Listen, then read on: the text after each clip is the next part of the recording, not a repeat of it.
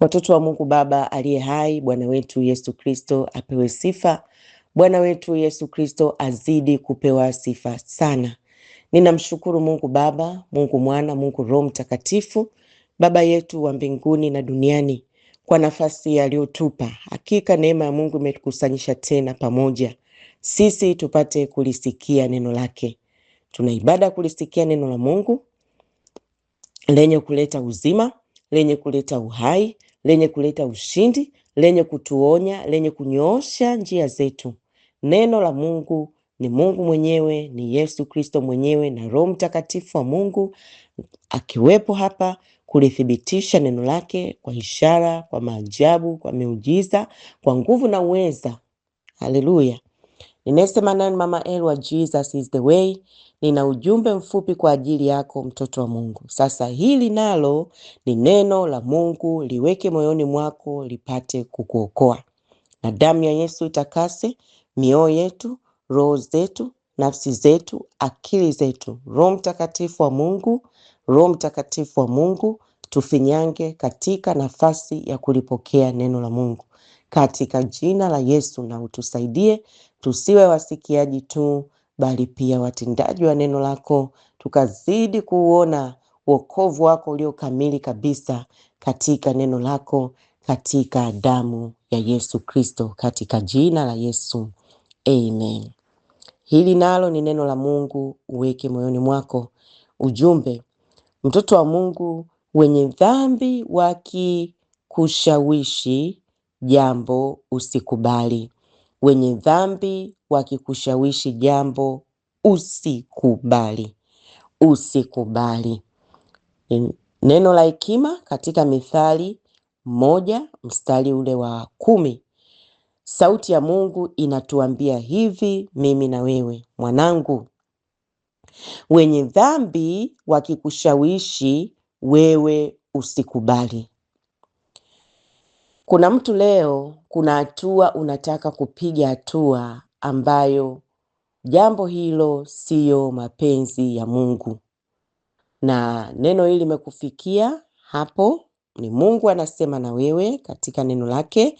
Mithali 1 mstari wa 10 anakuambia, mwanangu, mwanangu, hebu isikie sauti ya baba yako ikikuita mwanangu. Wenye dhambi wakikushawishi wewe usikubali. Kwa hiyo haijalishi hilo jambo linaleta msukumo wa ushawishi gani ndani yako, unaona kabisa unakuwa unasita, moyo mwingine unakusukuma, unasita, moyo mwingine unakusukuma, lisikie neno la Bwana. Wenye dhambi wakikushawishi wewe usikubali. Maana yake nini Mama El? Maana yake kila unapoona unashawishiwa na watu au mtu kufanya jambo baya ambalo moyoni mwako unajua kabisa, katika hili ninamkosea Mungu, katika hili ninamkosea Mungu baba yangu, mimi linaweza likanionyesha kama nina heshima sana wakati kama huu, lakini kwa Mungu mimi napoteza thamani ninapoenda kushirikiana kufanya jambo hili. Kwa hiyo neno la Mungu linakwambia, mwanangu, wenye dhambi wakikushawishi wewe usikubali. Mtoto wa Mungu, hii haina kufikiri mara mbili. Yaani kuna jambo kabisa Roho wa Mungu anaongea na wewe moyoni mwako. Na neno la Mungu linasema, na amani ya Kristo iamue mioyoni mwenu. Na hilo jambo unataka kuliamua, umekosa nalo amani kabisa, lakini bado unataka kusonga mbele. Mtoto wa Mungu, usikubali. Na hii haina kufikiri. Na kuna mambo hayana hata sijui ufunge kavu. Sikiliza. Mungu usema na mwanadamu, neno la Mungu linaniambia na mwanadamu akaishi. Kwa hiyo isikie sauti ya Bwana. Hii haina kufikiri mara mbili, bali neno la Mungu linakuambia kataa. Sema hapana. Na mstari wa 14 unasema, hii Methali 1, wakikwambia wewe njoo shirikiana nasi, tutakuwa na vitu vyote shirika. Mstari wa 15 Mungu anaendelea kukwambia, mwanangu, usiende njiani pamoja nao. Mwanangu, uzuie mguu wako, usiende katika mapito yao. Roho Mtakatifu anaongea na mtu hapa leo hii. neno hili lilipokufikia wewe kama mtoto wa Mungu, neno la Mungu linakufundisha kukataa. Zuia mguu wako usiende kwenye maovu. Na neno la Mungu, kumbuka, linatuambia katika vitu 6 vinavyomchukiza Mungu, na pia miguu ikimbiliao maovu Mungu anaichukia.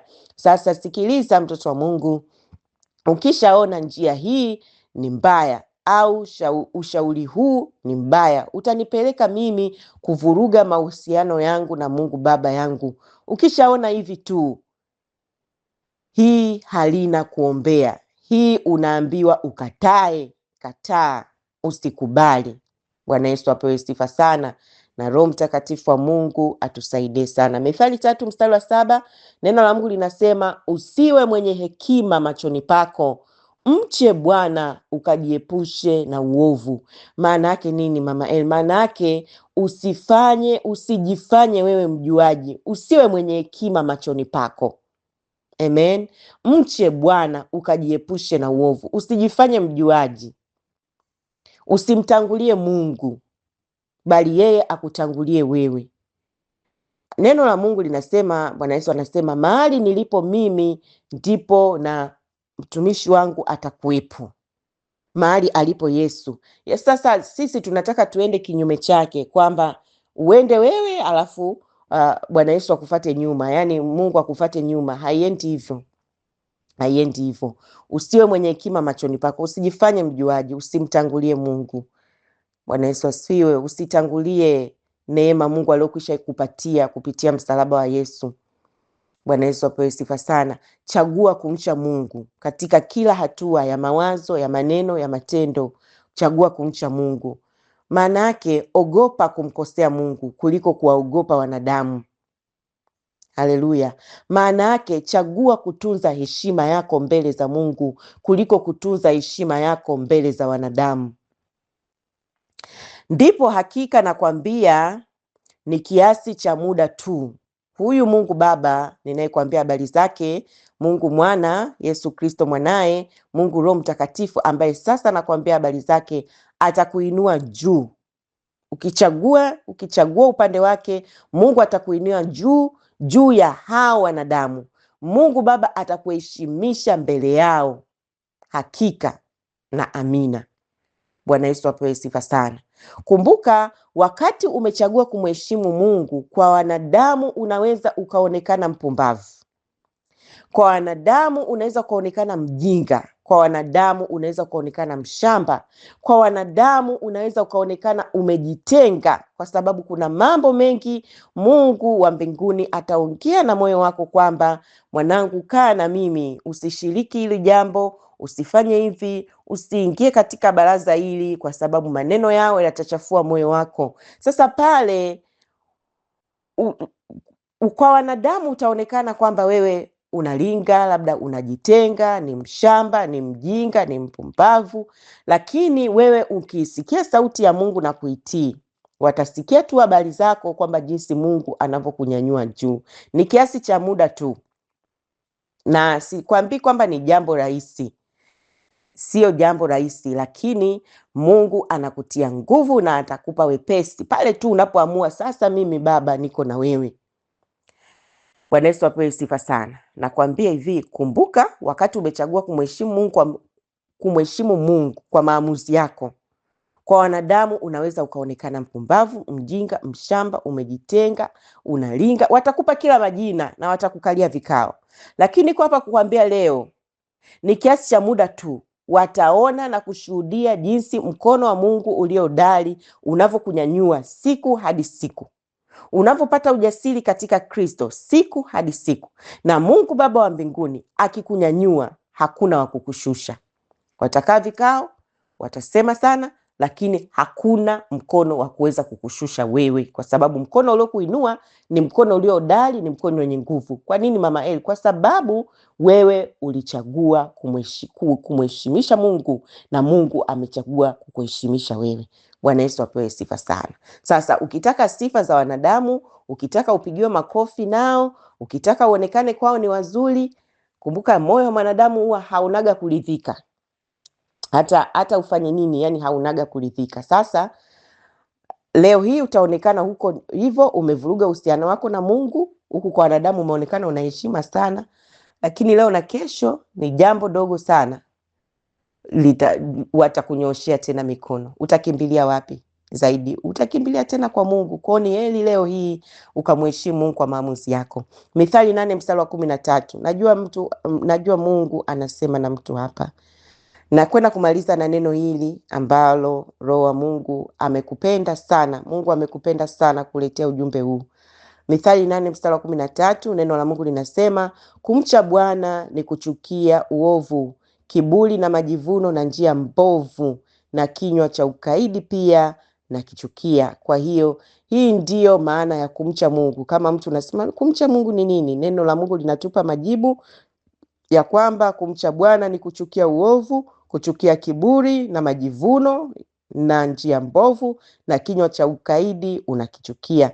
Yaani pale mwanadamu unapochagua njia ya kuchukia ubaya na kujitenga na huo ubaya kwa mawazo yako, kwa maneno yako, kwa matendo yako, na kutokuwa mkaidi, usiwe na kiburi mbele za Mungu, bali uwe mnyenyekevu na kusikia kile Baba Mungu wa mbinguni anakuambia nini, upate kukitii. Bwana Yesu apewe sifa sana. Na Mithali 1:7, neno la Mungu linasema, kumcha Bwana ndio chanzo cha maarifa. Kwa hiyo unapochagua njia ya kumcha Mungu, kumbuka kabisa kinyume cha maarifa ni upumbavu. Kwa hiyo mtu ambaye hamchi Mungu, yani anahesabika, anaekwa kwenye kundi la wapumbavu. Kwa nini? Kwa sababu kumcha Bwana ndio chanzo cha maarifa, chanzo cha ufahamu, chanzo cha kuondoa ujinga. Basi tambua leo kipimo cha Mungu cha kumpima mwanadamu, kama mwanadamu ana hekima, ana maarifa, ana ufahamu, ana akili, ni pale mwanadamu anapoanza kumcha Mungu. Na hii inaanza na mawazo yako, maneno yako, matendo yako. Umechagua njia ipi katikati ya wengi?